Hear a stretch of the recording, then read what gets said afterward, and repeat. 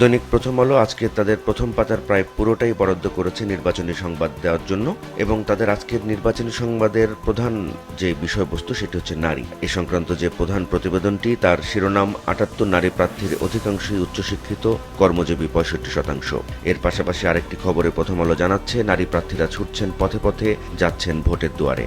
এই সংক্রান্ত বেশ কয়েকটি ছবি ছাপিয়েছে প্রথম আলো, যেমন ঢাকা ১৪ আসনে বিএনপি প্রার্থী সানজিদা ইসলামের প্রচারণা তারা দেখিয়েছে, ঢাকা ৯ আসনে স্বতন্ত্র প্রার্থী তাসনিম জারার প্রচার তারা দেখিয়েছে, ব্রাহ্মণবাড়িয়া ২ আসনে রুমিন ফারহানার প্রচার, এবং গণসংযোগে বরিশাল ৫ আসনে বাসদের প্রার্থী মনীষা চক্রবর্তী, এছাড়া যশোরে সাবিরা সুলতানা এবং রাঙামাটিতে ওয়ার্কার্স পার্টির জুই চাকমা তাদের প্রচারের ছবি প্রথম আলো তাদের প্রথম পাতাতেই ছাপিয়েছে। এছাড়া ভোটে নারীদের অংশগ্রহণ সংক্রান্ত অন্য যে খবরটি প্রথম আলো ছাপিয়েছে তার শিরোনাম ভোটার স্থানান্তর ও নারী কর্মী হেনস্থার পৃথক অভিযোগ। ভোটের মাঠ থেকে আরও কিছু প্রতিবেদন প্রথম আলোর প্রথম পাতায় রয়েছে। শিরোনাম ধানের শীষ নৌকা নেই, তবু হাড্ডাহাড্ডি লড়াই। পঞ্চগড় ১ আসনের খবর দিয়েছে কাকে ভোট দেব ঠিক হবে আগের রাতে, এই শিরোনামে।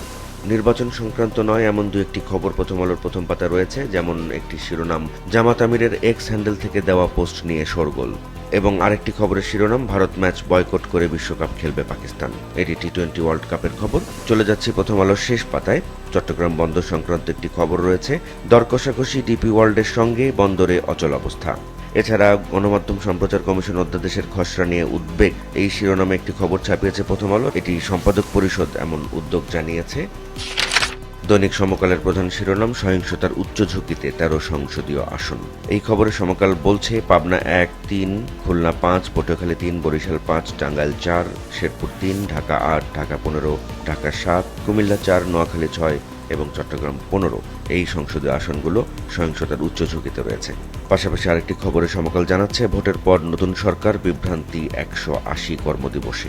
এই খবরে বলা হচ্ছে গণভোটের ফলাফল যাই হোক না কেন নির্বাচনের পরপরই নতুন সরকার গঠিত হবে। হ্যাঁ ভোট জয়ী হলে আগামী সংসদের ১৮০ কর্মদিবস সংবিধান সংস্কার পরিষদ হিসেবে দায়িত্ব পালন করবে, এবং এটি নিয়েই বিভ্রান্তি রয়েছে। নারী বিষয়ে পোস্ট ঘিরে বিতর্ক, হ্যাকের দাবি জামায়াতের। গতকাল জামায়াত আমিরের এক্স অ্যাকাউন্ট হ্যাক হয়েছিল এমনটি দাবি করেছে জামায়াত। তাদের দাবি মতে হ্যাক হওয়ার আগে নারী বিষয়ক একটি বিতর্কিত পোস্ট সেখান থেকে দেওয়া হয়। রমজানে ভোগ্যপণ্য নিয়ে আটকা ৩৫ জাহাজ। চট্টগ্রাম বন্দরের অচলাবস্থা নিয়ে এই প্রতিবেদনে সমকাল বলছে এসব ভোগ্যপণ্য নিয়ে কয়েকদিন ধরেই ৩৫টি জাহাজ আটকে রয়েছে। টি-20 বিশ্বকাপ প্রসঙ্গে যে খবরটি সমকাল দিয়েছে তার শিরোনাম পাকিস্তান বিশ্বকাপ খেলবে, ভারতের ম্যাচ বয়কট করবে। সমকালের শেষ পাতার খবর ১৭ মাসে মাজারে ৯৭ হামলা, ৬১% ধর্মীয় বিরোধী। এটি একটি গবেষণার প্রতিবেদন, এবং সেই গবেষণার প্রতিবেদনটি সমকাল তাদের শেষের পাতায় ছাপিয়েছে। দৈনিক যুগান্তরের প্রধান শিরোনাম গণভোটে কেন এত বিতর্ক। এই শিরোনামে যে খবরটি যুগান্তর দিয়েছে তাতে বলা হচ্ছে গণভোট বিষয়ে সচেতনতা বাড়ানোর তাগিদ দিয়েছেন বিশ্লেষকেরা। পাশাপাশি আরেকটি খবরে যুগান্তর জানাচ্ছে জামায়াত আমিরের নামে পোস্ট নিয়ে তোলপাড়। এটি গতকাল জামায়াত আমিরের এক্স অ্যাকাউন্ট থেকে দেওয়া একটি পোস্ট ঘিরে যে বিতর্ক চলছে সেই বিষয়ক খবর। প্রথম পাতার নিচের দিকের আরেকটি খবরে যুগান্তর জানাচ্ছে অস্থির সোনার বাজার। এই খবরে বলা হচ্ছে অর্থনীতিতে মন্দা এবং মধ্যপ্রাচ্যের সংকট এর বড় কারণ। যুগান্তরের শেষ পাতার একটি খবর চক্রের বিরুদ্ধে ব্যবস্থা নিচ্ছে সরকার। এই খবরে যুগান্তর জানাচ্ছে বৈষম্য বিরোধী মামলা বাণিজ্য নিয়ে যে চক্র গড়ে উঠেছে তার বিরুদ্ধে ব্যবস্থা নেওয়ার কাজ শুরু করেছে সরকার। দৈনিক আজকের পত্রিকার প্রধান শিরোনাম খুলনায় বিএনপি ভুগতে পারে বিদ্রোহীতে। এই খবরে বলা হচ্ছে খুলনা বিভাগের ৩৬ আসনে ১৮টিতে বিএনপি এবং ১৩টিতে জামাত ইসলামের প্রার্থীরা শক্ত অবস্থানে রয়েছে, এবং বিএনপির দলীয় কোন্দল এবং বিদ্রোহী প্রার্থী থাকায় আসন হারানোর আশঙ্কা রয়েছে। গতকাল জামাত আমির শেরপুরে বক্তব্য রেখেছেন। সে সংক্রান্ত যে প্রতিবেদনটি আজকের পত্রিকা দিয়েছে তার শিরোনাম কেউ সন্ত্রাস করলে সমান জবাব দেবেন। জামাত আমিরের এক্স অ্যাকাউন্টে পোস্ট ঘিরে যে বিতর্ক চলছে গতকাল সারাদিন ধরে, সে সংক্রান্ত প্রতিবেদন আজকের পত্রিকার শিরোনাম শফিকুরের এক্স অ্যাকাউন্টের পোস্ট ঘিরে বিতর্ক। পাশাপাশি আরেকটি খবরে আজকের পত্রিকা জানাচ্ছে খুলনা ও যশোরে আজ জনসভা করবেন তারেক। চট্টগ্রাম বন্দরে অচলাবস্থা, কর্মবিরতি বেড়েছে।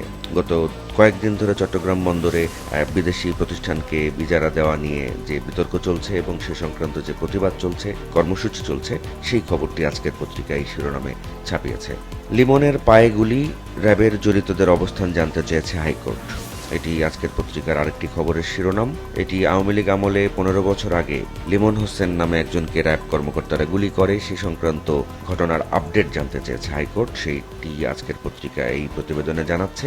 পাশাপাশি আরেকটি খবরে আজকের পত্রিকা বলছে ডিএনসিসি প্রশাসক এজাজের দেশ ছাড়ায় নিষেধাজ্ঞা। পটুয়াখালীতে নূর মামুন পক্ষের সংঘর্ষ, আহত 15। এটি পটুয়াখালীতে নির্বাচনী সহিংসতা, সেটি দিয়েছে আজকের পত্রিকার প্রথম পাতার নিচের দিকে। আরেক খবরে আজকের পত্রিকা জানাচ্ছে বাংলাদেশকে সমর্থনে ভারতের সঙ্গে খেলবে না পাকিস্তান। এটি টি-20 বিশ্বকাপ প্রসঙ্গে খবর।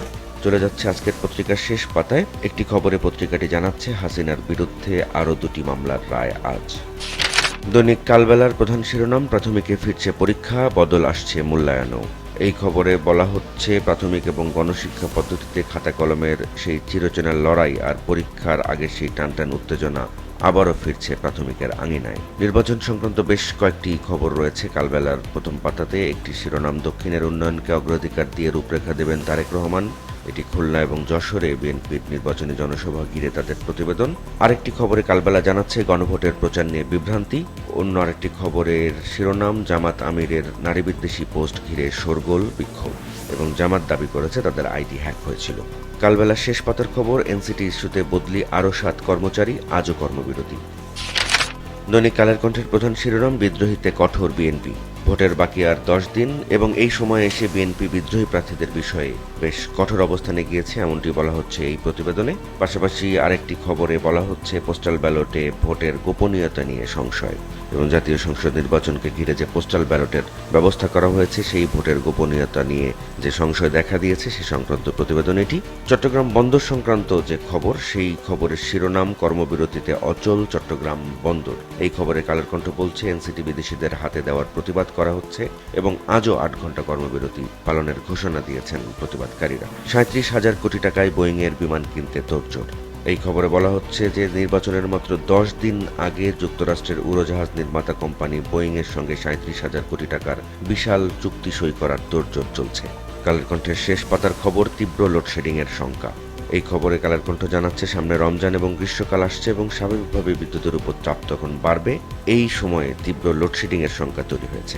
কালের কণ্ঠের শেষ পাতার আরেকটি খবর ভোটের 3 দিন আগে যুক্তরাষ্ট্রের সঙ্গে শুল্ক চুক্তি হচ্ছে। এই খবরে বলা হচ্ছে বাংলাদেশের উপর আরোপিত পাল্টা শুল্ক হার বিদ্যমান 20% থেকে কমানোর সিদ্ধান্ত আসছে এবং এ বিষয়ে দুই দেশের মধ্যে একটি বাণিজ্য চুক্তি হতে যাচ্ছে এবং এতে বছরে $150 কোটি আমদানির চাপ রয়েছে, এমনটি বলা হচ্ছে কালের কণ্ঠের এই প্রতিবেদনে।